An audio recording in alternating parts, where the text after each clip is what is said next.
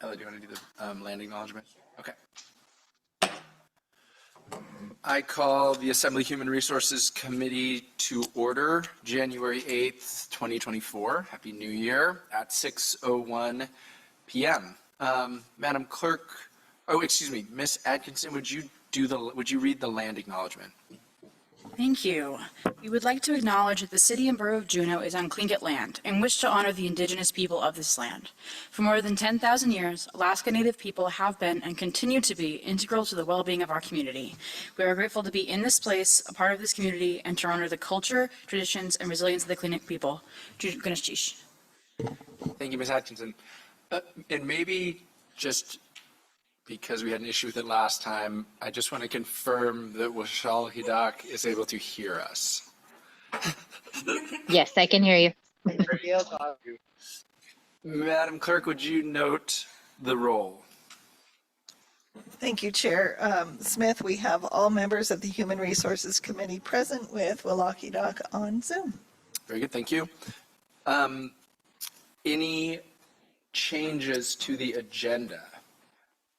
Ms. Atkinson, did we want to make a change? Yes, I would like to make a change. Thank you. Give me a moment. I move that we move the Juneau Commission on Aging to be the new item number 7, I believe. Very Is good. the last one? Sure. Excellent. Essentially moving it to switching places with it and the Systemic Racism Review Committee appointments. Yes. Very good. Any objections to that motion? Seeing none, that agenda change is approved. Any further changes to the agenda? Seeing none, the agenda is approved with that change.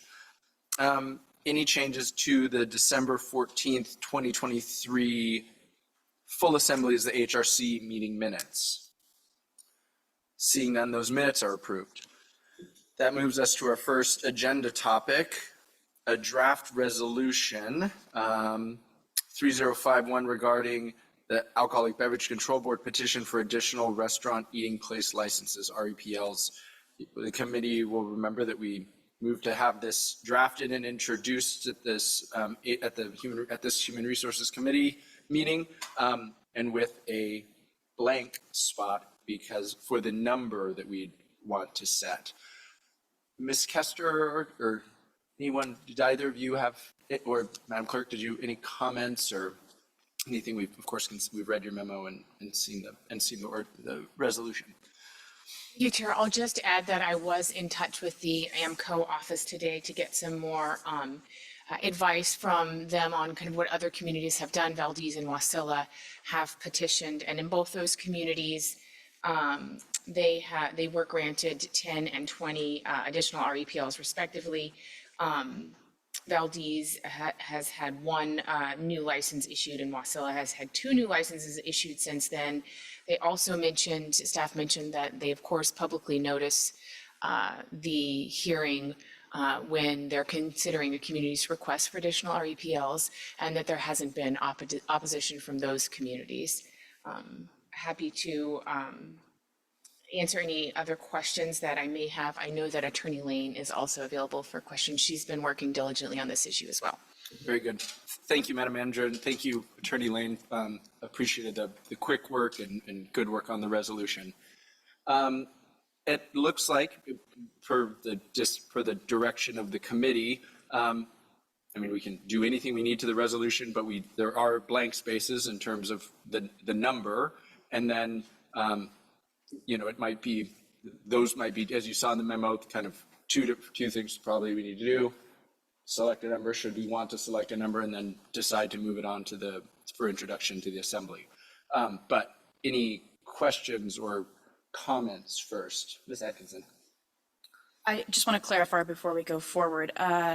We can apply for these every other year, correct? It's not every year, but every other year? The way I understand it, it is once a year. So a year has to eclipse between applications. Mr. Bryson. Miss- we're fine. Yeah. May I interject for just a moment? So if we applied for it this year, we wouldn't be able to apply for it until 2026, if that helps answer the question. The once a year is how often the licenses are renewed, but the petition to expand the number of licenses, they said that it was every other year at the max. At least during our MCO presentation up at AML. Well, I will just add to that, and we'll pull up the presentation and get clarification. If our application is rejected, we do have an opportunity to amend the number of REPLs, and not reapply, but resubmit. Very good. Mr. Bryson? Thank you, Mr. Smith. And my memory of it was that it was every other year that we could apply for these. I was hoping that we could go with maybe a little bit larger number in the beginning, so that way, like right now, nobody's talking about opening a brand new restaurant. So if we pass this resolution or get it forward to the assembly, get a good number on there. I've been trying to think what's a magic number. Is it 10? Is it 20? Is it mathematically 1,000? No, we know it's not that. However, if we have a number like 20, then what that does is it takes every person in the community that is thinking about opening a restaurant and let them know that there's going to be enough permits for it. And I think that's the motivation that we're trying to create. So I was hoping that we could pick a number above 10 to get this thing started, because the higher the number, the more people we have thinking about opening restaurants. Thank you for the time. Very good. Thank you, Mr. Bryson. Just a kind of point of information, point of data or whatever, and I think I said it last time, I did look at the number of DEC inspected food service establishments or whatever that included, schools as well as restaurants, kind of cross-referenced it with the list of alcohol licensees, and I found about 20 what looked like restaurants that don't have any type of alcohol license. Again, there's a couple that may or may not be operating, and anyway. I do also want to say that I've been talking with the manager and the clerk regarding doing just some outreach, like sending current REPL holders an email saying, hey, this is, kind of like whatever we're doing, whatever we kind of choose to do tonight, to let them know. I may, and I kind of intend to do a little outreach to some of the existing restaurants that don't have one to say, are you interested? Anyway, I kind of want to keep doing a little more outreach and just connection. But Mr. Bryson, I kind of like your, I kind of am in agreement with your kind of strategy of going for a number, looking at what we look at. Pre-fatties. Excuse me, sir.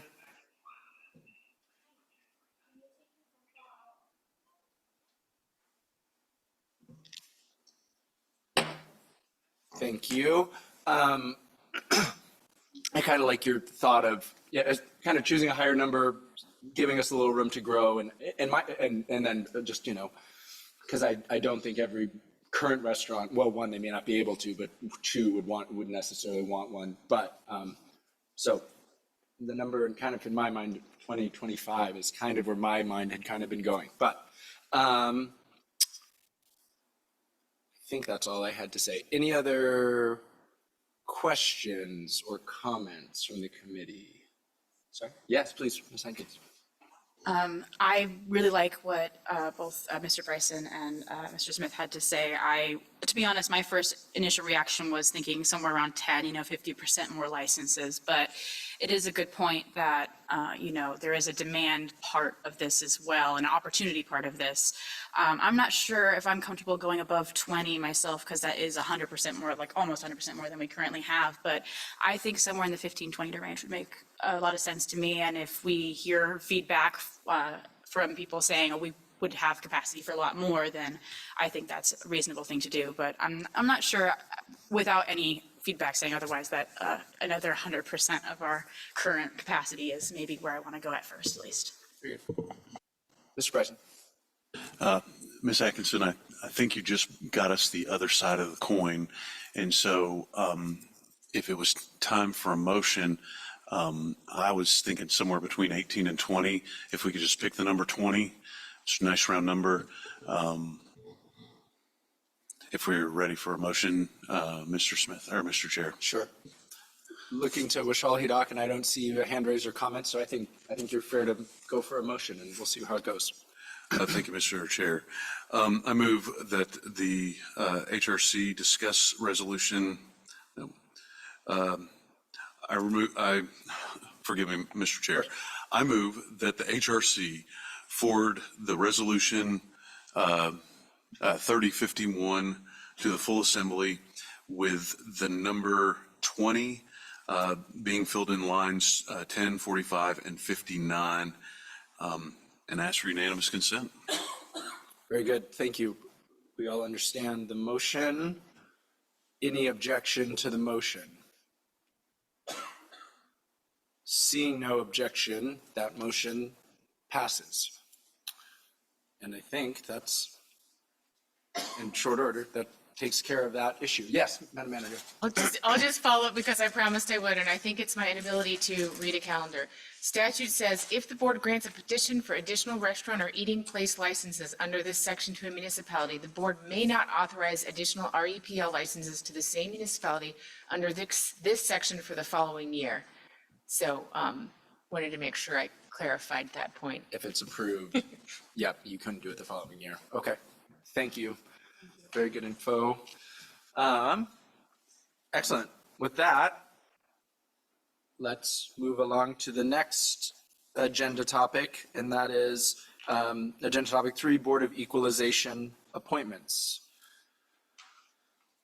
We see the information in the applications in the packet. Madam Clerk, anything you would like to add? No, Mr. Chair, and we have this year, just the one thing I would add is that our Board of Equalization, following the passage of the recent ordinance that the Assembly passed last year, board members do get a stipend per meeting that they are, appeal hearing that they're sitting in on. And that has been accomplished for this first year. So this is a little bit different than what we've done in the past, but maybe that has been part of why we have some actual additional applications. Excellent. Thank you, Madam Clerk. Yes, it's good to see, I think, all of the incumbents reapplying and then a good handful of new applicants. So great to see. Questions, comments, or anyone for a motion? Mr. Bryson. Thank you, Mr. Chair. I had a question first. With it being a small stipend, does this require Board of Equalization appointees to fill out a public disclosure? I'm not saying the right phrase, Madam Clerk. Help me. Through the chair, Mr. Bryson, no, they do not, because we have not made that as part of that ordinance. And the Alaska statutes are what governs the Alaska Public Office's Public Official Financial Disclosure Statement. And that at this time only requires Assembly, School Board, Planning Commission, and the City Manager to be completing those. Financial disclosure, that was the phrase I was looking for. Thank you for the question. I can do a motion whenever you're ready, Mr. Chair. Sounds good. Thank you, Mr. Bryson. Yes, please go ahead. And maybe it might just be easier if you do one for incumbents as well as one for new members, if that's. That's how I had it set up, Very Mr. good. Chair. Thank you. All right. Make sure I'm going to save my place here. So I move that the HRC makes the appointments to the Board of Equalization, or recommendations to the Assembly for appointments to the Board of Equalization. Ray Williams to a term beginning January 1st, 2024, ending December 31st, 2026. Gary Sonnenberg for a term beginning January 1st, 2024, ending December 31st, 2026. And David Epstein for a term beginning January 1st, 2024, ending December 31st, 2026 for our incumbents, and I would ask unanimous consent. Very good. Thank you, Mr. Bryson. I believe there was a fourth incumbent, and I'm sorry if I missed it, Mr. Solomon Gross. I did miss Mr. Solomon Gross. Yeah, no problem.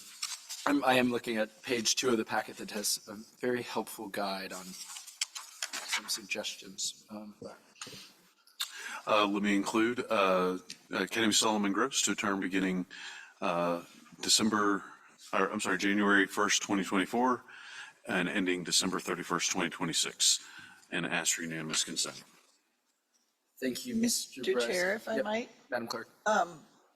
the correction for Mr. Solomon Gross is that he had been continued on for an additional term, so without a full reappointment this last year, so his would only be a 2-year term if we were appointing him January 1st Okay. through 2025. So that's why the agenda has his term ending date as 25 rather than 26.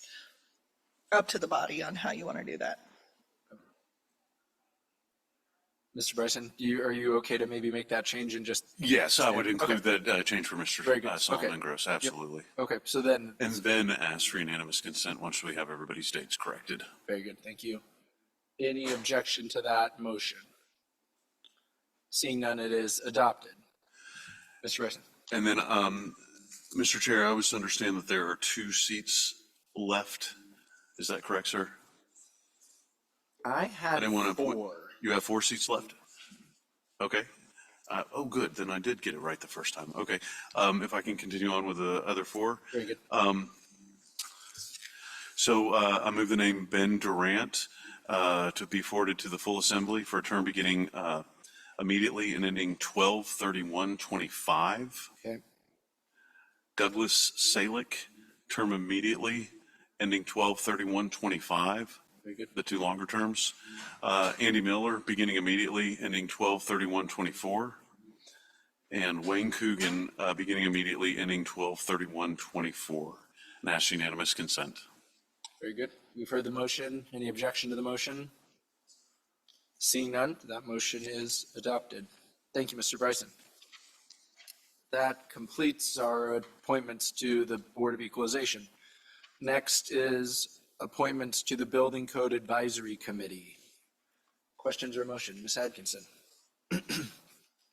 I move that we forward to the full assembly for approval the reappointment of Armando de Guzman to the Building Code Advisory Committee for a term beginning immediately and ending November 30th, 2026, and ask for unanimous consent.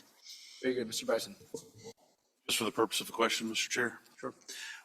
So we have been discussing the possibility of rewriting or having Title 49 redone, rewritten. I know that we haven't decided on what to do with that.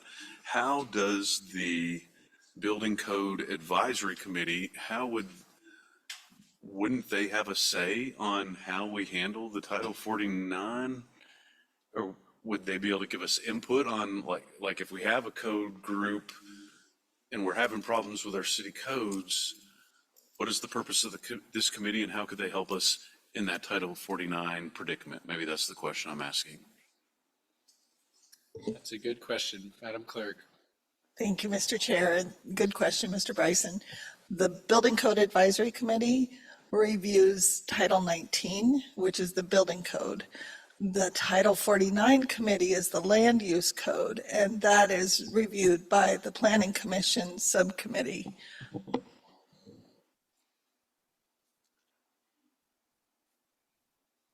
Any further questions, Mr. Bryson? Sorry, Mr. Remove my objection. Very good. Any further objections to the motion?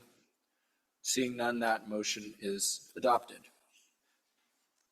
Moving on to the Historic Resources Advisory Committee appointments. We have 2 vacant seats, and there were 3 applications. Any questions, or if anyone has a motion?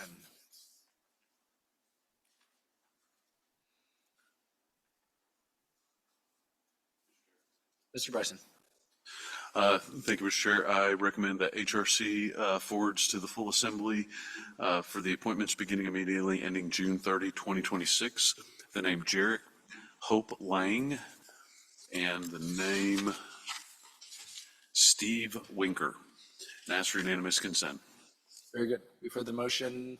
Any objection to the motion? Seeing none, that motion is adopted. Thank you. Moving on to the, Systemic Racism Review Committee appointment, one vacant seat, term beginning immediately. You see a suggested motion.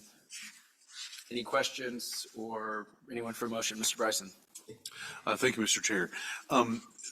There was an additional note that everybody had filled that out, and was that just their answer to like the specific questions? I didn't, we got a packet and then we had like two random sheets of paper in the packet. I was just curious what caused that or how we got to that. I believe it's the Systemic Racism Review Committee, we asked them additional questions, but the clerk will know the actual answer, so. Thank you, Mr. Chair. That is correct. When you morphed from the full assembly sitting as the Human Resources Committee to do the interviews and appointments to the Systemic Racism Review Committee, you did away with that full assembly portion, but you still kept the advanced interview question type of response where you wanted to have additional information from those applicants. So that's why you received those additional questions in your boxes along with your packet. Okay, very good.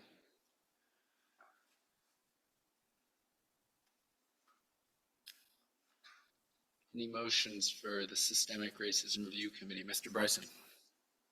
Mr. Chair, I move that the HRC recommends to the full assembly the name John Drips to the SRRC for a term beginning immediately and ending June 30th, 2025. Very good, we've heard the motion. Any objection to the motion? Seeing none, that motion is adopted. Thank you. That moves us to the Juneau Commission on Aging appointments. Ms. Atkinson. Thank you. I just wanted to state for the record that I will be not voting on this because I have a conflict and that one of the applicants is my mother. So I will be leaving the dice. Very good. And that was under the advice of the city attorney or? Yes, under the advice of the attorney. Okay, very good. Thank you, Ms. Atkinson. I think someone could object, but not seeing anyone, so that's good. Let's see. Juneau Commission on Aging appointments, 3 65-plus seats and 2 general public seats open. We have a suggested motion based on the applicants on page 3. Mr. Bryson. Thank you, Mr. Chair. I'm forward to the full assembly for approval, the reappointment of Linda Kruger and the reappointment of Emily Kane to the Juneau Commission on Aging Public Seat 65+, the reappointment of Ann Steppeton and the appointment of Kimberly Atkinson to the Juneau Commission on Aging General Public Seat for the terms of beginning immediately and ending December 31st, 2025, and I ask for unanimous consent. Very good. Bush Al-Haydock, any objection? Seeing none, that motion is adopted. Thank you. Okay, that moves us through, I believe, our agenda topics. Madam Clerk, any staff reports? Not at this time, Mr. Chair. Very good. Thank you, Madam Clerk. That brings us to some standing committee topics. We have review of Empowered Board's advanced interview questions, and the board CNBJ. Is that, I'm not recognizing this acronym. What is CNBJ, or should it just be CBJ board application? Thank you, Mr. Chair. I do believe that is a typo Okay, and okay. it should be CBJ board application. Sorry, My apologies. No. I figured it was that, and no problem. I just wanted to confirm. We have this topic has come up. Yeah, Ms. Atkinson, would you like to join us again? This topic has come up numerous times, I think, as we're always all looking for ways to improve processes and make things better in the city and borough of Juneau. We see the interview questions here from the different empowered boards, Planning Commission, Airport Board, Eagle Crest Board, Systemic Racism Review Committee. Anyway, we've just discussed on how we can improve the the question and interview process. Also on there is the application, so that's, I think, also helpful for people to see. Now, I'm not sure if, does anyone have comments or anything about these questions? Mr. Bryson? I was quoting somebody, the system that we use is the worst, except for all the other systems out there. I read over the questions again. I'd served as the HRC chair where we talked about this very thing. I think the questions are adequate because we're just trying to get initial information from our board applicants. We have such limited time that these questions are good at like kind of unpeeling the first layer and saying, what do you know about airports? What is your relationship with airports? And that's the kind of the superficial information. And then hopefully we're able to pick a couple of deeper topics when we're doing the interviews. The good example is the hospital board, where we have great questions for the hospital board, very appropriate, but in this round of interviewing hospital board members, we really had to dig into how are they going to handle the new CEO search. And so I think our questions are adequate. And when we have special things, that's when the HRC, one of us asks the appropriate question. Man, we could spend a tremendous amount of time on this and barely get any improvements because it's an adequate system that's working. And the good news is whatever the heck we've done, we have more applicants now. So we have been moving in the right direction. I don't think that we should spend too much city staff time trying to come up with the next great question, because that's what the assembly will do when that topic comes up, when that interview is happening. Thank you for the time. Very good. Thank you for those comments, Mr. Bryson. Washal Hidak. Yeah, thank you, Mr. Chair. I've said this before, and I'll just keep being a parrot. But as we're thinking about interview questions and what can be, at First Alaskans, we really work hard to curtail our questions, our line of questions, in a way that is equitable for everybody's cultural background and affiliation. Asking questions directly about somebody's personal abilities may not be in line with who they are culturally. To speak of oneself as a Yupik person is to wish bad taboo on your life and on your family. And that is not something that anybody would want. You wouldn't want bad luck for yourself. And so to speak about yourself in any manner is seen as that.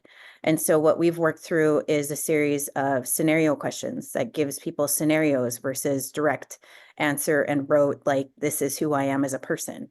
This is my qualifications as a person. But if you're answering a scenario of something like you just mentioned, Mr. Bryson, how would you react in this certain scenario? It gives people the opportunity to describe something that they've already encountered, something that doesn't have them putting on airs and putting their ego in the forefront of who they are. And so I would really like to take an opportunity, and it could be outside of the space of our actual meetings, to look at those questions, to think about what can be in terms of different ways of asking questions, so that we're really thinking about equity when we're putting people on these boards, because 99% of our boards are made up of non-diverse group of people. And I would really like to see that change. Very good. Thank you for that perspective, Washal Hidak. Mr. Bryson? I have a question for Wahagadak, if I may, Mr. Chair. Sure. So I'm hearing what you're saying, and when in the written questions, that's exactly what I'm reading. What do you know about airplanes for the airport board? But our interview questions, when we're asking questions, we do have a tendency to say, what would you do in this scenario of airport hangars flooding or something like that? And so how do you take, when we're asking the questions, we're kind of asking them in that way, how do you convert that into, like, what would you see that in as a written question, so that way because there probably is opportunity in the questions to, rather than say, tell us what you know about airplanes, we could phrase the question, tell us about a time where your wisdom of airplanes had to, am I kind of going in the right direction of what you're saying? And could you just do a rewrite of them in that way and then we take a look at them? Is that kind of where you're going with it, Wahagaduck? Thank you, Mr. Chair. Did you have any response to that? Yeah. Thank you, Mr. Chair. You could take it in that direction. You could say something as simple as describe a circumstance where commercial airline interest and private airline or, private plane owners, where you've encountered a discrepancy between those two and you've had to, what did you do to engage in that situation? Looking at it and just kind of giving it a whole rewrite in one way or another, I don't think is the solution. I think you really have to take a look at the questions themselves and what you're trying to get at. What is your goal? What is our goal as an assembly to try and get the best information we can, but really approaching the questions in a way that is as meaningful to build consensus in how we're approaching each question. So I don't think, just taking a holistic approach and just giving it a one brush, one stroke fixes it all is the approach that I'm describing. I think you really have to take a look at them and decide as an assembly. And that's why I was suggesting, because it is going to take a lot of time, that somebody like I would happily volunteer to do this offline to take a look at them. I would like to work as a group, though I wouldn't like to do it just completely by myself if somebody else would like to volunteer to do that with me. Mr. Bryson. Mr. Chair, I was just going to follow up. I'll never be able to look at these questions the same way now that I have this information that Wahagaduck has brought. It's kind of made me see it in a different light. As we have the next round of interviews would be in the springtime, Madam Clerk.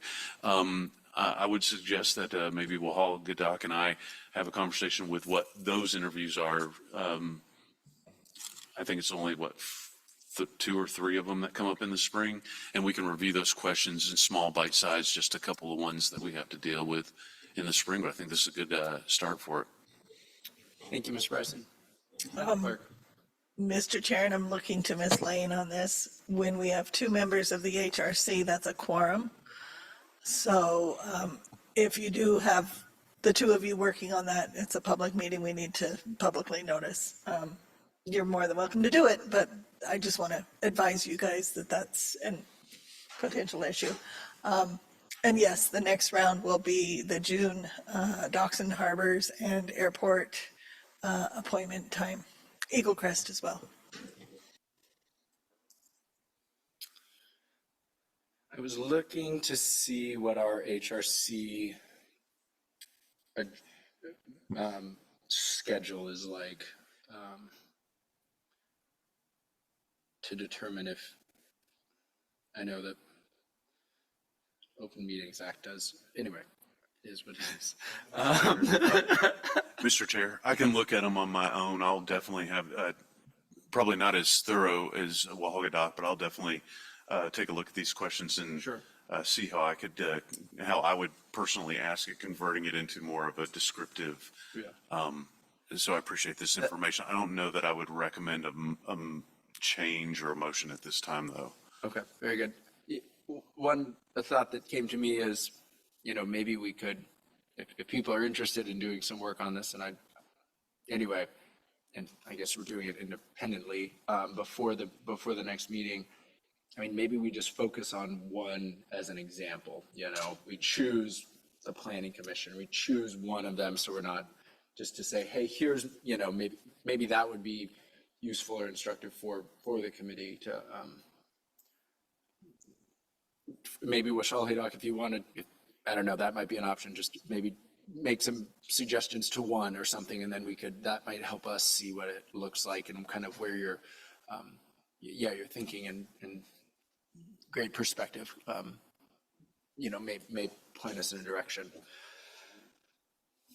And I'll look, I should have it here, but I can look and see, maybe we can, maybe we'll create a little more space maybe for this at an upcoming, the next meeting as well, so.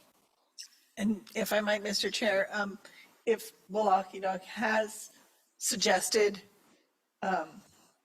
revisions, we can put that in the next packet, and then you can have that conversation as the committee.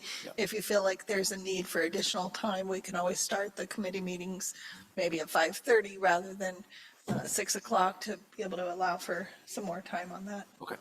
Some possible solutions on how to address it. Yeah, very good. Thank you, Madam Clerk. Okay, any more discussion on that standing committee topic? Very good. I think we've maybe addressed standing committee topic number 9, talking Title IV rewrite. Unless there was anything to be added to that. I know there are a lot of changes, some of which I think we've heard and seen about in the newspaper. Breweries tap rooms or whatever can now stay open until 9 or can serve until 9 or something. So things are happening, but I know that what we just did earlier was one of the kind of areas for action for local government. So unless seeing no other questions or comments on that, moving on. Committee member comments and questions. Seeing none, our next meeting date is February 5th, 2024 at 6 p.m. Seeing no other business before the Human Resources Committee, we are adjourned.